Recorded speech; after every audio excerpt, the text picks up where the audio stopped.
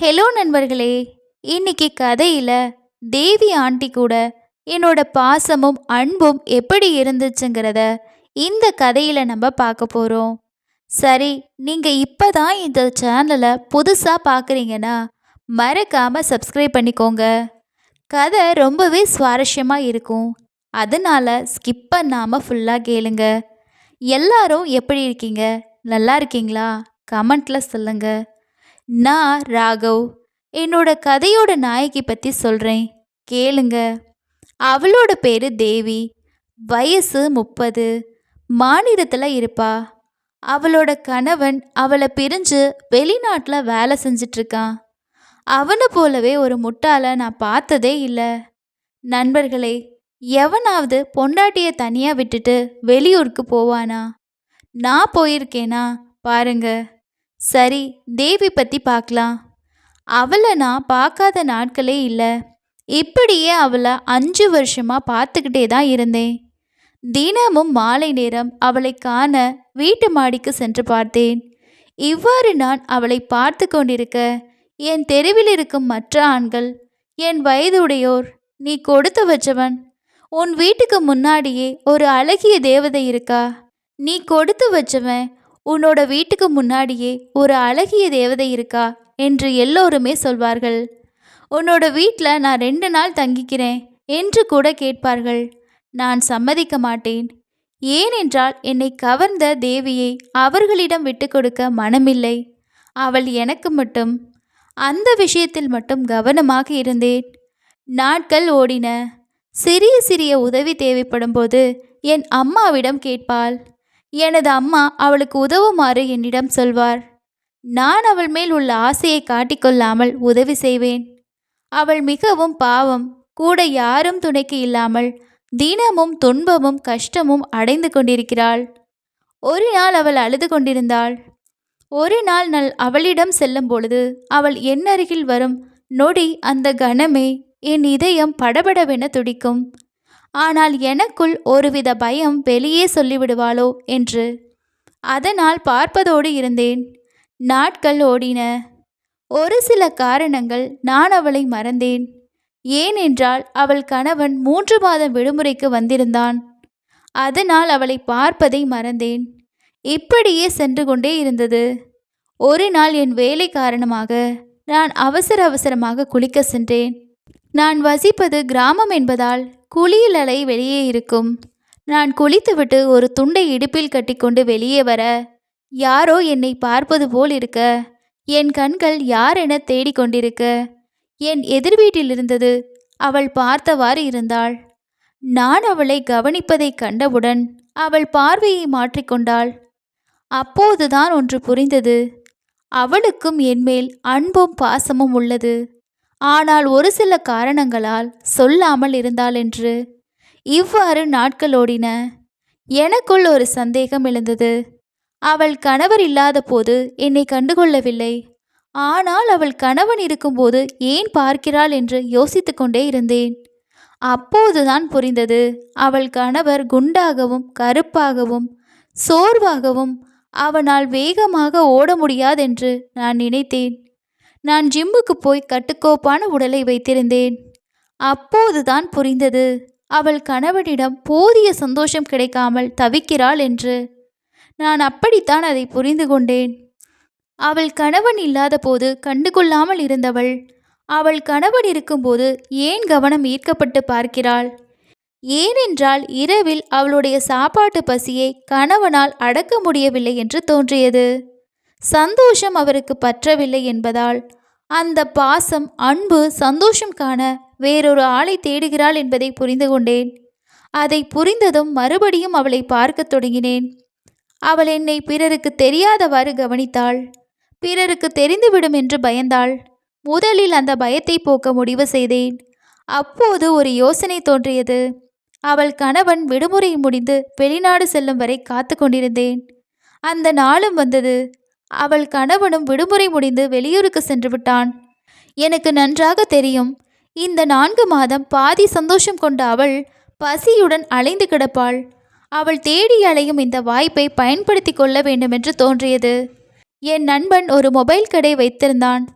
அவனிடம் பேசி புதிய ஒரு சிம் கார்டு வாங்கலாம் என்று நினைத்தேன். நண்பனிடம் சென்று நான் அதில் வாட்ஸ்அப் அக்கவுண்ட் ஓப்பன் செய்து கொள்கிறேன் என்றேன்.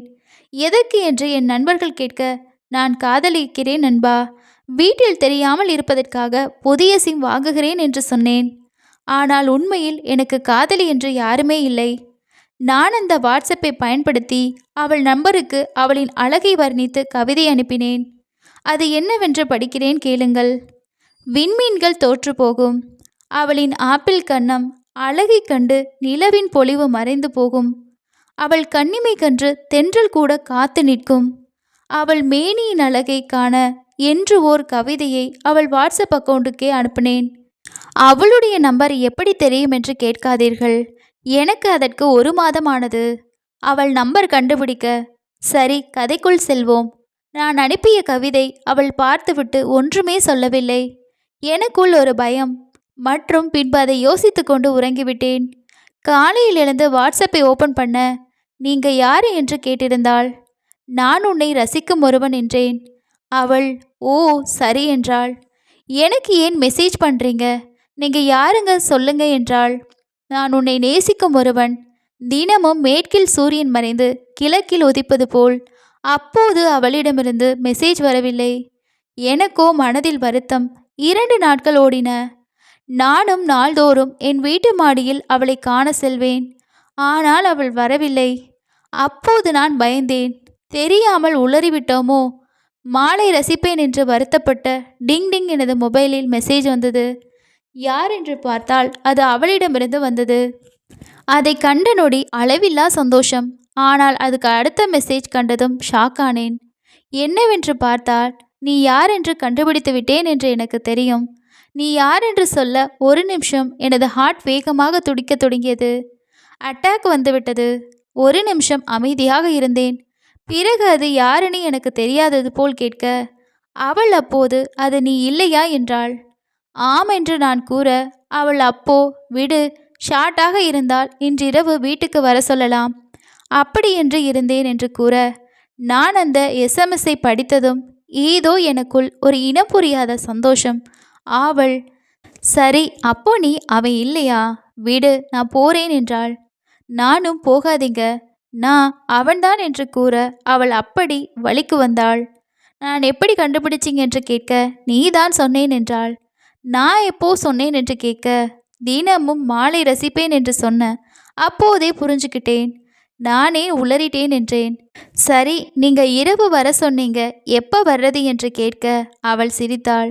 நான் சோகமாக என் முகத்தை வைத்து கொள்ளவும், இப்படி மூஞ்ச வச்சுக்காதீங்க, இரவு எல்லோரும் தூங்கினதுக்கு அப்புறமா வாங்க என்று சொன்னாள். ஆனால் ஒரு கண்டிஷன், நீங்கள் 3 மணிக்கு போயிடணும் என்று சொன்னாள். மெசேஜ் பார்த்த நொடி நான் கனவில் உள்ளனா இல்லை இறந்து விட்டேனா என்று குழப்பத்தில் எண்ணி பார்த்து என் சந்தேகத்தை தீர்த்து கொண்டேன். அப்போது நான் எப்போது இரவு வரும், எல்லோரும் தூங்குவார்கள் என காத்து கொண்டிருந்தேன்.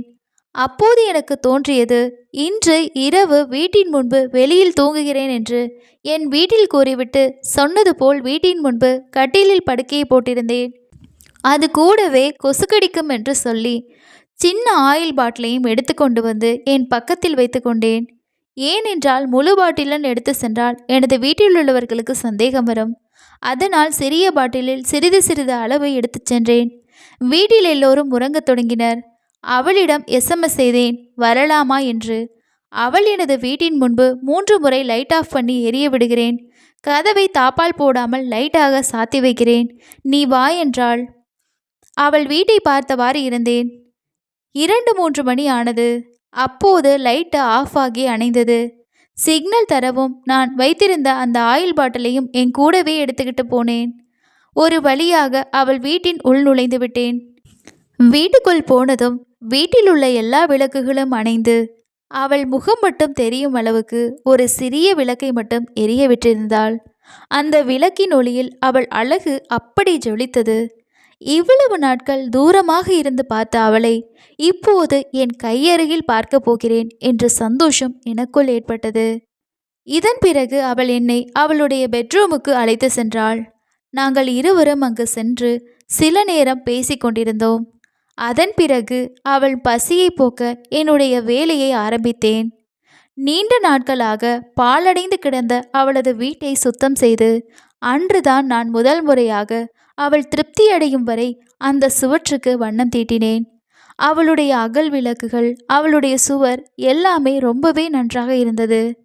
இதன் பிறகு அவள் தினம் தினம் எனக்கு சிக்னல் கொடுத்து நாங்கள் இருவரும் பஜனையை ஈடுபடவும் ஆரம்பித்தோம். எல்லோரும் தூங்கிய பிறகு இரவு எங்களின் பஜனைகள் நெடுநேரம் நீடிக்க ஆரம்பித்தது. அவளும் என்னால் சந்தோஷமாக இருந்தாள், நானும் அவளால் சந்தோஷமாக இருந்தோம். எங்களுடைய வாழ்க்கை இதுபோல தொடர்ந்து சந்தோஷமாக போனது. இந்த கதை பற்றின உங்களோட கருத்துக்களை மறக்காமல் கமெண்ட் செக்ஷனில் ஷேர் பண்ணுங்கள். அடுத்து இன்னொரு கதையில் சந்திக்கலாம். நன்றி.